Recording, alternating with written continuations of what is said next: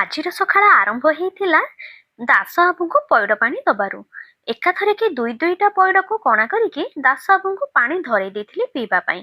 ମା ଏଠି ଠାକୁର ପୂଜା କରୁଥିଲେ ଆଉ ମୁଁ ଚାଲି ଯାଇଥିଲି ଦାସ ବାବୁଙ୍କୁ ପଇଡ଼ ପାଣି ଦବା ପାଇଁ, କାହିଁକି ନା ଦାସ ବାବୁଙ୍କୁ ବହୁତ ଜୋର ଥଣ୍ଡା ହେଇଥିଲା, ପେଟ ଗରମ ହେଇକି। ତ ସିଏ ପଇଡ଼ ପିଇକି ଟିକେ ତାଜା ହେଇଗଲା ପରେ ବାହାରି ପଡ଼ିଥିଲେ ମାର୍କେଟ ଆଡ଼େ ବୁଲାବୁଲି କରିବା ପାଇଁ।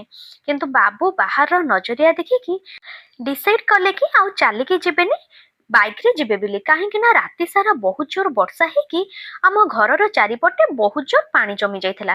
ଦେଖୁନାହାନ୍ତି, ଟପି ବି ଆମର ଡରିକି ଆସି ଉପରେ ଶୋଇଛି। ତାପରେ ମାଙ୍କର ଠାକୁର ପୂଜା ସରିଯାଇଥିଲା, ମୁଁ କିଚେନ ରୁମକୁ ଆସି ଯାଇଥିଲି। କିଚେନ ରୁମରେ ମୁଁ ମୋର ବ୍ରେକଫାଷ୍ଟ ପାଇଁ ପଇଡ଼ ପାଣି ଆଉ କିଛି ଡ୍ରାଏ ଫ୍ରୁଟ୍ସ ନଉଥିଲି। ଦାସ ବାବୁ ଆସି ଯାଇଥିଲେ, ଦେଖୁନାହାନ୍ତି ମୋ ଖାଇବାରେ ଗଳିବା ପାଇଁ। ସତ କଥା କହିଲି ବୋଲି ମୋ ସାଙ୍ଗରେ କେମିତି ଲାଗୁଛନ୍ତି ଦେଖନ୍ତୁ। ଛାଡ଼, ମୁଁ ତାଙ୍କୁ କିଏ ପଚାରେ। ମୁଁ ମୋର ବ୍ରେକଫାଷ୍ଟ ନେଇକି ବସି ପଡ଼ିଥିଲି ଖାଇବାକୁ। ଦାସ ବାବୁ ମତେ ହଇରାଣ କରି ଏଠି ଗୋଡ଼ ଉପରେ ଗୋଡ଼ ପକେଇ ବସିଛନ୍ତି।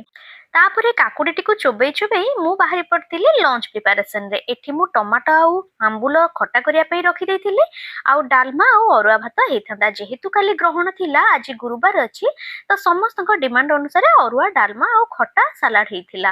ତ ସବୁ ରୋଷେଇ କଲା ପରେ ମୁଁ ସମସ୍ତଙ୍କ ପାଇଁ ଖାଇବା ବାଢ଼ି ଦେଇଥିଲି। ସମସ୍ତଙ୍କୁ ଖାଇବା ଦେଇ ନିଜେ ମଧ୍ୟ ଲଞ୍ଚ କରିଦେଇଥିଲି।